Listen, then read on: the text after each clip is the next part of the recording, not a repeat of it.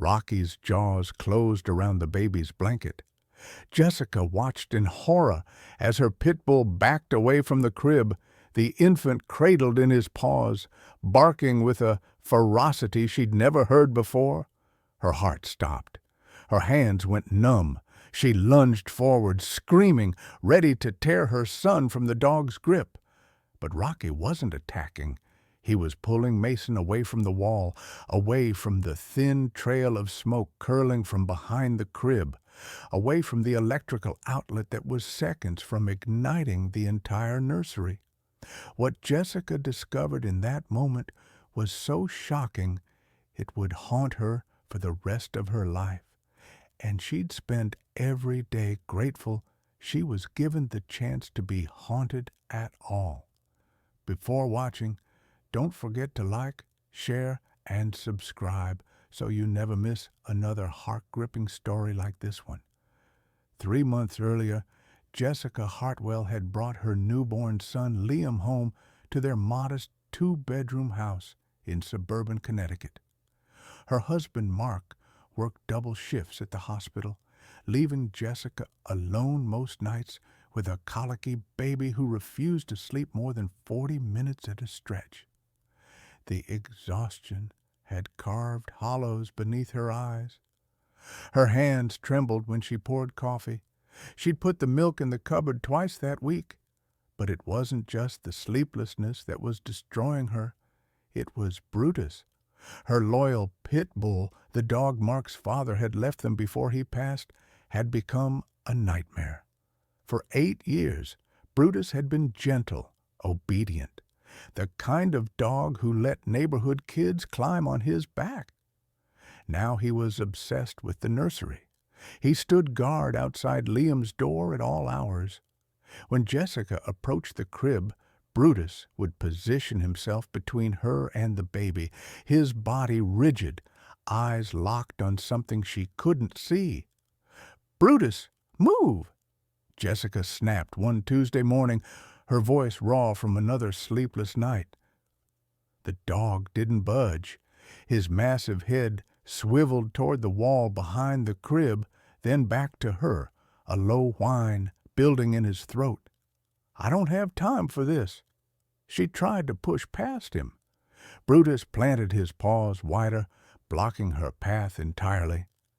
Mark found her crying in the kitchen an hour later, Liam finally asleep in the living room bassinet. "He won't let me near the crib anymore," Jessica said, her voice breaking. "I think something's wrong with him.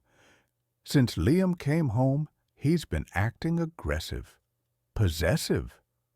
Mark rubbed his face, his own exhaustion evident in the slump of his shoulders. "He's probably just adjusting to the baby. Dogs can get territorial." "This isn't territorial, Mark. This is obsessive. He stares at that wall like there's something behind it. He growls when I get close. Yesterday, he actually stepped between me and the crib and wouldn't move until I left the room." "What are you saying?" Jessica's hands twisted in her lap. "I'm saying I don't feel safe with him around Liam. I think we need to keep him out of the nursery. Maybe we need to consider rehoming him." The words hung in the air like poison. Mark's jaw tightened. "That's my father's dog, Jess. The last thing Dad gave us before the cancer took him." "I know that." Tears spilled down her cheeks. "But our son comes first. What if Brutus snaps? What if I'm not fast enough one day?" They argued in harsh whispers, careful not to wake the baby. In the end, they compromised. They'd keep Brutus away from the nursery. A baby gate would go up. The dog would sleep in the basement until they figured out what was wrong with him. But Brutus had other plans. The gate lasted 2 days before he knocked it down at 3 in the morning. The crash waking Jessica from the first deep sleep she'd managed in weeks. She found him in the nursery again, standing over Liam's crib, his nose pressed against the wall, sniffing frantically at the baseboard. "That's it!" Jessica grabbed his collar, yanking hard. "Get out! Get out now!" Brutus resisted, his claws scraping against the hardwood floor, his eyes wild with something that looked almost like panic. For the first time in 8 years, he bared his teeth at her. Not at Liam, at her, warning her away from something she couldn't see. Jessica's blood ran cold. She slammed the nursery door with Brutus on the other side, her heart hammering so hard she thought she might be sick. Through the door, she heard him barking, scratching, throwing his weight against the wood. "Mark!" Her scream brought her husband running. "He tried to bite me. He actually showed me his teeth." They stood in the hallway, listening to Brutus's frantic barking, watching the door shudder with each impact of his body. "I'm calling a trainer tomorrow," Mark said, his voice hollow. "This can't continue." But tomorrow came with a revelation that made dog trainers irrelevant. Jessica woke at dawn to silence. No barking, no scratching, just an eerie quiet that made her skin prickle. She crept to the nursery door and opened it slowly, expecting to find Brutus exhausted on the other side. Instead, he was inside. Somehow, he'd gotten in through the window she cracked open for fresh air, squeezing his 70-pound body through an impossible gap. He stood over the crib, his body tense, his attention fixed on the wall. "Brutus, no." Jessica's voice came out as a whisper. She took a step forward. That's when it happened. Brutus turned to Liam, and with a gentleness that contradicted everything Jessica had feared, he closed his jaws around the baby's blanket. Then he wrapped his massive paws around the infant and backed away from the crib, away from the wall, barking with an urgency that pierced straight through Jessica's chest. "No, stop!" Jessica lunged forward, her mind screaming that her worst nightmare was unfolding. Her baby was in a dog's mouth. Her baby was going to die. But Brutus kept backing up, kept pulling Liam away from the crib, and then Jessica saw it. Smoke, a thin gray tendril curling from behind the crib, wisping out from the electrical outlet mounted on the wall. As she watched, frozen in horror, a small orange spark flickered in the outlet's dark socket. The paint around it had bubbled. The wallpaper was singed brown. Time fractured into disconnected images. Jessica snatching Liam from Brutus's gentle grip, her fingers fumbling with her phone, her voice cracking as she screamed their address to the 911 operator. Mark thundering down the stairs. The smell of burning plastic suddenly everywhere, thick and choking. "Get out! Everyone out!" Mark grabbed Jessica's arm, pulling her toward the stairs. Brutus was already ahead of them, his body blocking their path back, herding them toward the front door like sheep. They stood on the lawn in their pajamas, Liam wailing in Jessica's arms as 2 fire trucks screamed to a stop in front of their house. Firefighters in heavy gear stormed inside. Jessica couldn't breathe, couldn't think. Her knees buckled and Mark caught her, his arms tight around both her and their son. "Ma'am?" A firefighter emerged 20 minutes later, his face grim beneath the soot. "You're incredibly lucky." The wiring behind that outlet had been deteriorating for weeks, maybe months. The insulation was completely degraded. Another hour, maybe less, and you would have had a full structure fire. At that time of morning, with everyone asleep? He didn't finish the sentence. He didn't have to. Jessica's throat closed. Weeks? At least. This kind of damage doesn't happen overnight. The heat buildup, the sparking, it's been going on for a while. You didn't smell anything? Notice anything unusual? She shook her head, but even as she did, the pieces started falling into place. Brutus's obsession with that wall, his constant sniffing at the baseboard, his desperate attempts to keep her away from the crib, to keep Liam away from the danger she'd been too blind to see. "Your dog," the firefighter said, glancing at Brutus, who sat calmly beside Mark now, his duty fulfilled. "He the one who alerted you?" Mark nodded, his voice thick. "He's been acting strange for weeks. We thought he was becoming aggressive toward the baby." The firefighter crouched down, running a hand over Brutus's head. "Dogs can smell electrical fires before humans can. They can detect the chemical changes in burning insulation, the ozone from sparking.